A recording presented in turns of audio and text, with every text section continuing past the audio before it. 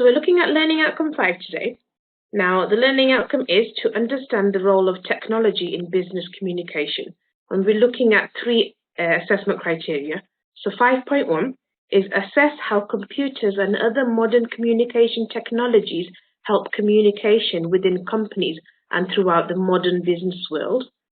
5.2 is explain common threats to the security of business data held on computers. And then 5.3, explain how to protect business data against security threats.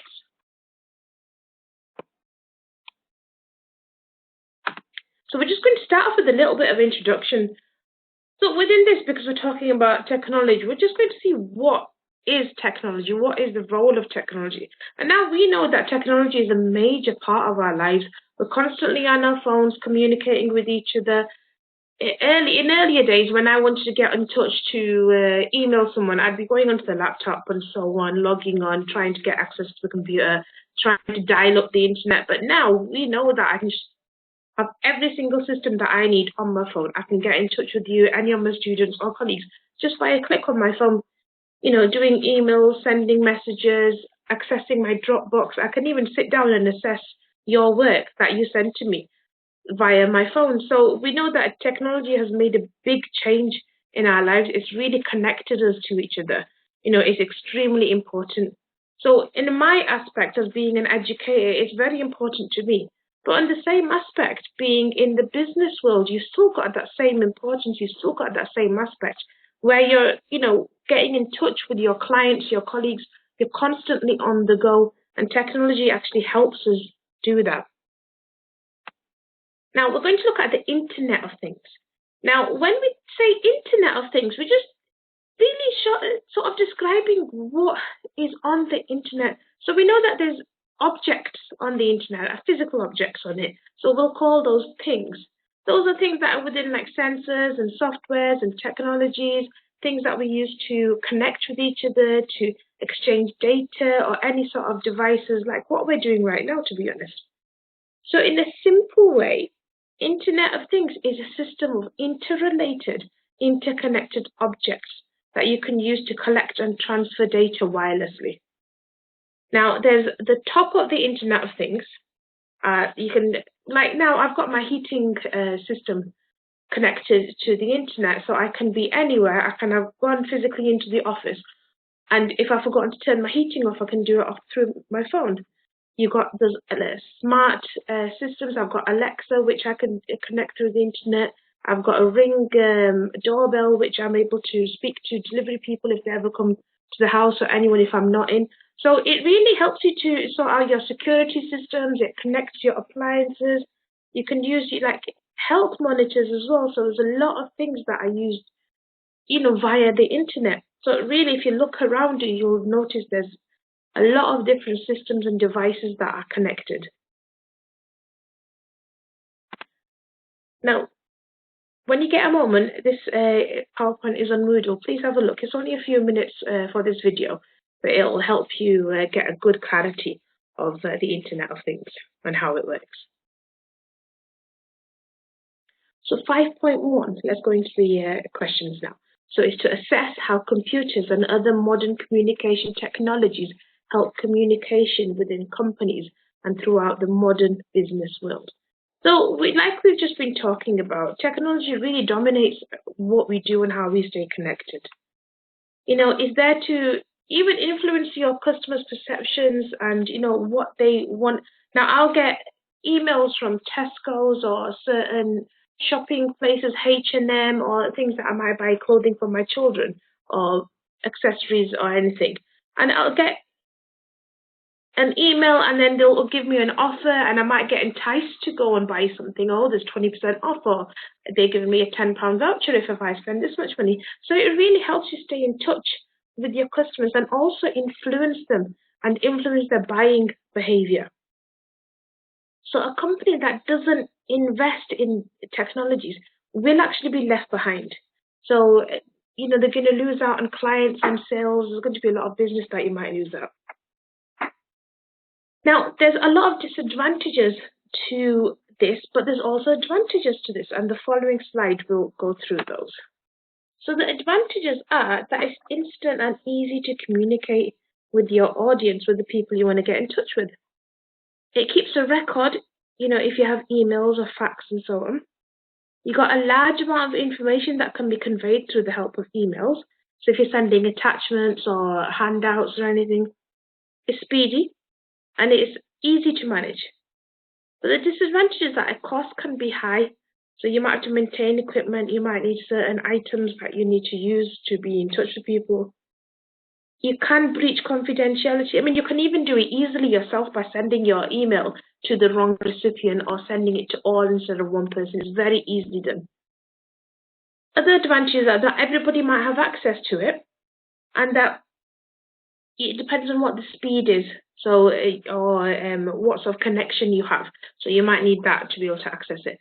Another disadvantage I can think, which will be very viable for you in the business world, is it's hard to sign off. It's hard to separate home life and work life. If you've constantly got all these connections, you're going to find it hard to put it down. So that can be another disadvantage of your work-life balance.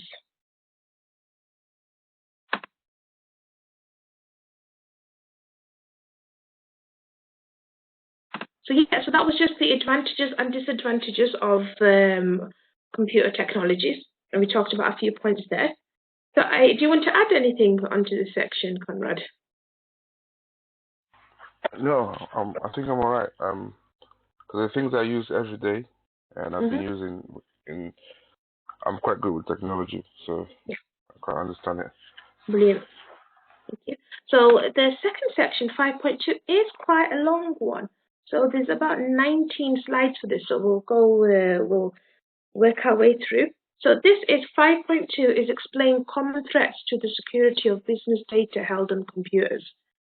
So we know what data security threats are. Sometimes they'll happen, sometimes they won't happen. Data security threat is when someone's got unauthorized access, or you've been hacked and your information has been leaked. It might be if there's been a fire and everything has just burnt away. Your systems might crash. You might have any viruses or infections, that malware infection that have come into it. So all of that will result in you losing critical data.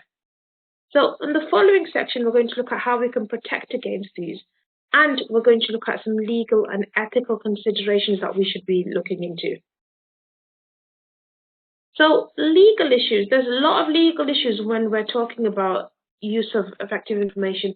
We know that there's the GDPR, there's Data Protection Acts, there's a whole lot of legalities and legislations that are out there to make sure that we do things in a particular way. So in order for information to be used in a correct manner, laws have actually been put in place. And there's information that has been agreed to that we know there's a set of standards that we need to follow. Now, there's 3 laws that we're going to mention that have been put in place to stop information being misused. Now, we've got the Data Protection Act. So this aims to safeguard all information held about an individual. The Freedom of Information Act 2000, which is a general right of access of information. And then you've got the Computer Misuse Act of 1990. So it's a law in the UK that makes certain activities illegal, like hacking into other people's systems or misusing the software. So to start off with, the Data Protection Act is enforced to ensure that personal information is used in the correct manner. And although the Data Protection Act protects personal information, it also gives you the right to gain knowledge about what information is held about you. So if you want to get in touch with your child's school and you want to say, I'd like to know what you've got on record for my son here, you can actually put it into writing to them, can I have information? And legally, they have to give it to you. So one of the 2 ways that the Act works, it puts anybody that is in charge of processing personal data needs to register with the Data Protection Act register. And once they've registered, they need to comply with the following 8 principles. They need to be fair and lawfully processed for a limited purpose, adequate, relevant and not excessive, accurate and up to date. So this is all the data that they need to have in there. Not kept for longer than necessary, processed in line with your rights. It needs to be secure, and it cannot be transferred to other countries without adequate protection. Then we go into the Freedom of Information Act, and this pays attention to what access you've got to official information. It helps individuals and organizations request information, so you can get it from the local authority, from the police, the NHS, the central government, colleges, schools, so anywhere really that might have a record of any data that is regarding to you. So the Freedom of Information Act 2000 gives people who have been asked for the information 20 days to provide it. So if you ask me for information, I would need to provide it to you within 20 days. If not, then we need to comply in that. Now, if there's certain types of information that doesn't apply to it, it can be exempted, but that is very certain pieces. So certain information that might be, it might you do something that will have issues on national security, or it might damage any commercial interests. So those two pieces of information are exempt. Then within this, you've got the Information Commissioner's Office, so you might know them as the ICO. Now, their mission is to uphold information rights. They're there for the public interest. They're promoting openness by public bodies, and they do a data privacy for individuals. Their role is to enforce and regulate. So they've got Freedom of Information Act, Data Protection Act, Environmental Information Regulations, and Privacy and Electronic Communications Regulations within this. So they follow these. So they provide information to individuals and organizations, and they adjudicate on complaints, and they also promote good practice.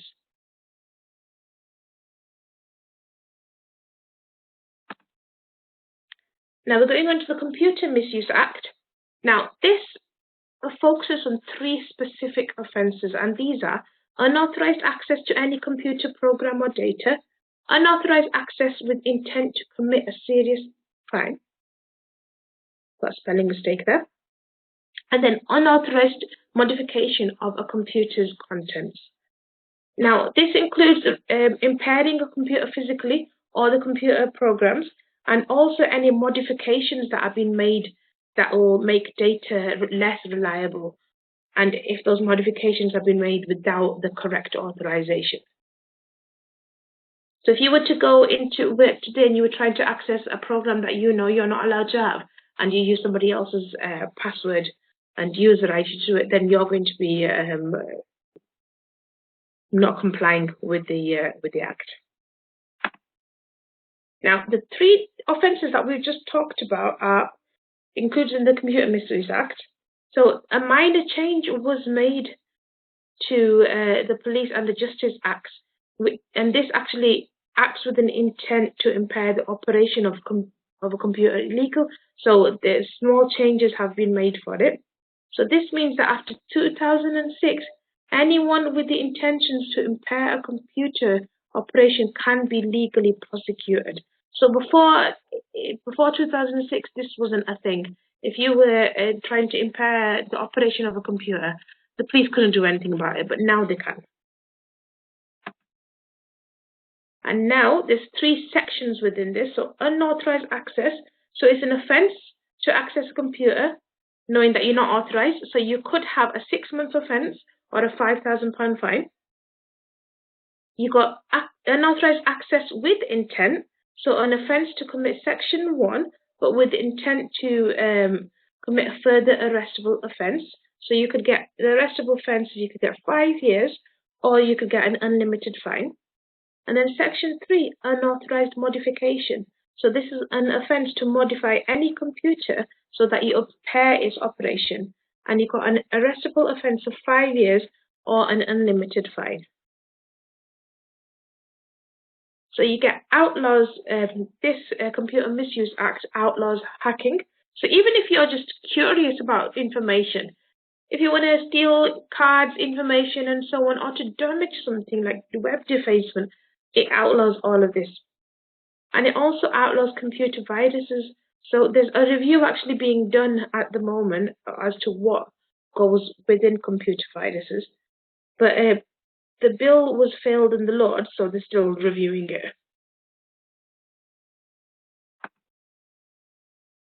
And then the implication of the Misuse Act. So any data that's stored on the computer and isn't protected by the laws of the property, it needs to be protected under CMA, so the Computer Misuse Act. It means you need to define what authorized access means. So you need to let people know that this is authorized or this is unauthorized. What are you actually able to get onto? And there should be an acceptable use of policy statements. So you will have policies and procedures within your workplace to show you what is acceptable. So if you go into work and if you inquire about what the information technology usage policy is, you'll be able to get access to that. You'll actually need that for your assignment as well. So it's a good idea to either get one from where you work now or search for one on the internet. There's other laws that it will protect, the Data Protection Act again. So it makes it an offence for the hacker to process personal data. And then it's got 7 principles. So some of these are, you've got to enact adequate technical and organizational mechanisms to protect it. Then you've got the Protection of Children Act 1978. So it's an offence to publish indecent photographs of children. So all of this included in. Then a few more acts. So Criminal Justice Act. So an offence to knowingly possess them. Theft Act is an offence to demand money with threats. So you can't do extortion, in other words. Offences against the Pearson Act is an offence to harass, threaten, extort, or bribe, or anything like that. And then again, defamation, well, it'll cover slander and libel. Now we're coming on to the ethical issues. So we're going to talk about the codes of practice. So we talked about some acts and legislations that are covered within threats to security data. But now the ethical side of it. So you'll see when you're in any type of workplace, school, business, hospital, there's a code of conduct or a code of practice that needs to be followed. So a lot of organizations will have one of these, and it sets out clear guidelines and outlines for what people can and cannot do. Now, this code of practice actually sets it out for what you can or cannot do on a computer system and to what extent you can use those systems. So this code actually supports the use of computer facility to a certain extent, and it depends on what type of clearance you have to make sure that what sort of protection you've got against certain information. So this code of practice also supports to the extent a computer facility within your workplace can be used for personal use. So are you allowed to go on to the internet and watch YouTube videos in your break, or can you send personal emails? How much can you use it in that time? And it clearly defines in the code of practice what people within the organization need to understand and how much a computer can be used for their own personal use. So a couple of ethical issues could be things like if you're emailing others that are not work-related, if you're paying your bills probably, if you're internet browsing, whistleblowing will also be included in this. So we've got a couple of these here. So the use of the email. So we know that emails are what we send a lot to communicate with others, but they can be used to harass or send threats or intimidate other people as well.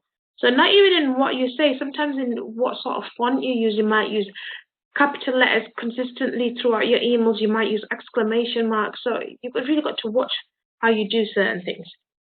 So if you're sending threatening or harassing emails are banned within organizations, there's procedures set into place. So it goes within the code of practice. Spamming people and sending unsolicited emails. So you might have a side business. So I remember I used to work with somebody who did acupuncture as well, but she was constantly in the work time handing out business cards or leaflets and things. That's not allowed. So you're not going to be sending an unsolicited communication. And then also it will actually monitor, your computer usage will be monitored. depending on what are you printing, what are you searching, because you're logging in using your username and password. So it will be monitored by the IT department. Then you've got the use of the internet. So depending on what organization you're in, the computer facility of what it is that you're using, you'll have a little bit of leeway of what you can use for private use, but you're not allowed to use it for pornography or gambling or any of these type of things. A lot of software will be filtered, so you can't access certain things, or there's restricted sites that you can't get onto. Now, the code of practice does let you use the internet for personal use to a certain extent, but it can be difficult to differentiate between what the personal use is and what the professional use is. So the web server within your organization normally have strict rules on them, and it puts down like restriction on what can and cannot be accessed or sent. And then the final section for 5.2, you got whistleblowing. So some people can see as snitching, as telling off, as blabbing, and so on. But to be honest, if there's an issue that comes up that needs to be addressed, you need to do this. So whistleblowing means that a computer user within the organization might bring the management attention to other people who are misusing computers.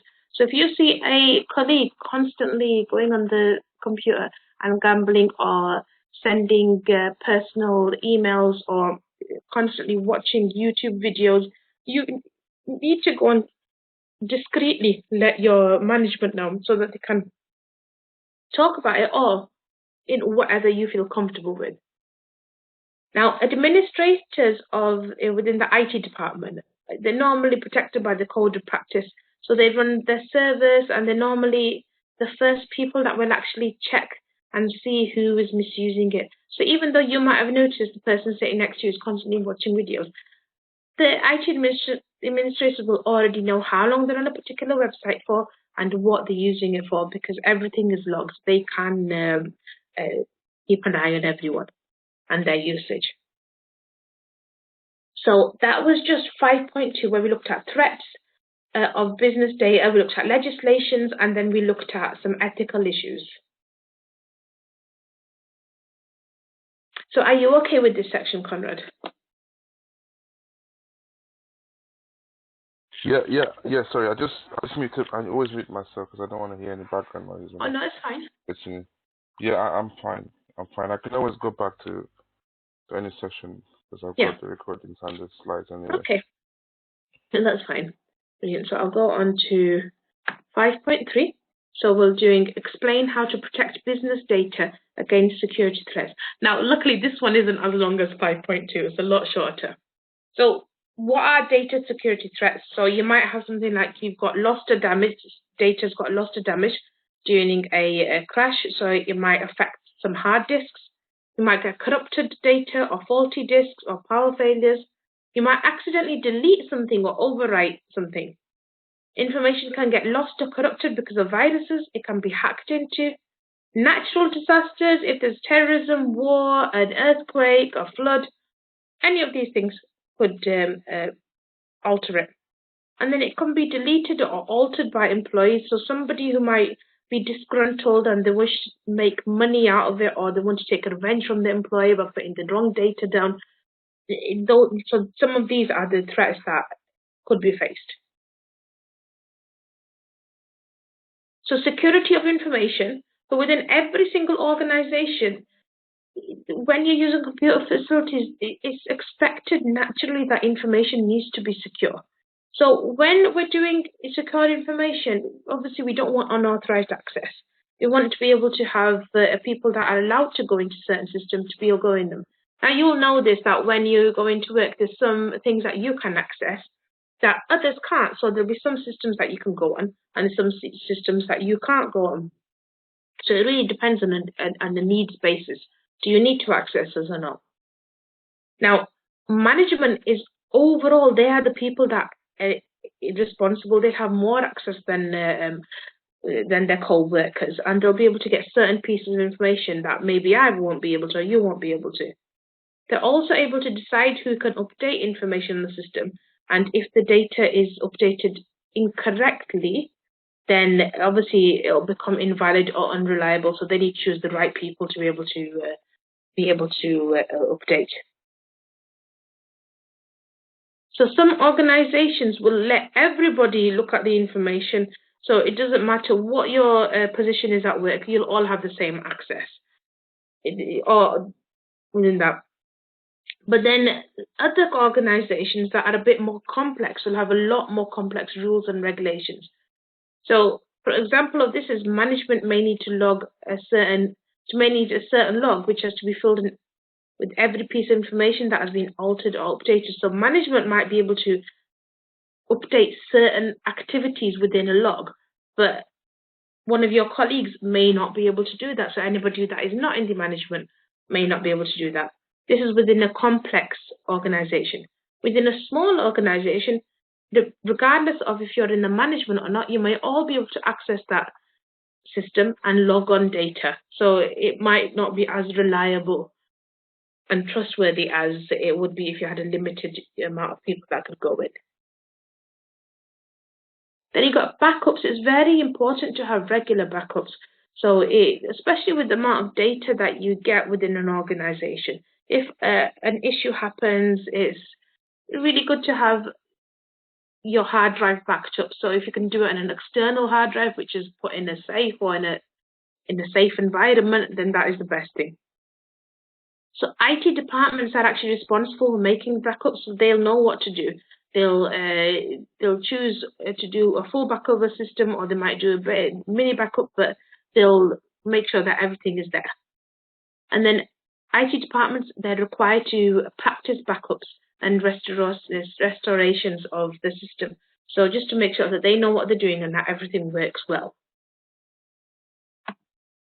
And then organizational policies, like we mentioned earlier, every organization, every business, every school will have a set of policies that need to be followed. So regarding what it is, from health and safety to equality to computer usage, there will always be a policy available. Now, these policies are there to keep everything updated, so you know exactly what the guidelines are, what the processes are. They have to help you know how to keep information confidential, what procedures need to be followed if you're going to alter or update any information, and what sort of systems you're allowed to access as well. And if staff members don't follow the policies, then consequences are already set in place to make sure that everybody will comply with it. And those consequences are normally put into the policy so that everybody will be able to know what will happen. Then we've got the impact of increasing sophistication of systems. Now, we know that systems are getting a lot more sophisticated. They're having a lot more effect on, you know, how we work on a day-to-day basis. We're able to log even the tiniest little things and put it onto a computer system and get everything calculated for us or everything logged in. I've got a couple of Excel sheets where I've got a list of all my students, and I can just go in, click on what assignments they've done, color code it. If they've attended a lesson, I can color code that as well. It helps me keep track of my large number of students in one place where I can go in and I know, right, this person had this session, but this one hasn't. I need to organize something for them. So it really helps you to organize your organization, you know, where you're working. So, but the fact is that when you get a sophisticated or a newer system, sometimes you can get a lot more complex software. And this will help you with the efficiency. It'll help you to, again, like I said, make sure that you're organized. But if you're not familiar with it, it can be an issue. So it takes time to get used to. So sometimes it will mean that current or additional employees will need training in order to be able to use these new systems and get comfortable with them, so they know exactly what they're doing. Because if you're not sure of how to use a system, you're most likely to make more mistakes than if you do know how to use it. And then the last section for here, got an example. So the example is they would need to know what has been changed and what the new way of doing things are. So if you're having people that are not used to a certain system, this is what they need to know. And by training the staff correctly on the operation of new systems means that there are likely to be fewer issues or mistakes. And also, due to the systems being produced at a much higher complexity than before, additional trained experts, such as software developers or business software experts, might be employed to solve issues that might happen within the system itself. So you're doing additional training for employees, but then you're also creating more jobs because of these complex systems that have come into place. So we just looked at computer technologies and how they help us communicate, threats to data, legislations and ethical issues, and then we looked at how we can protect against security threats.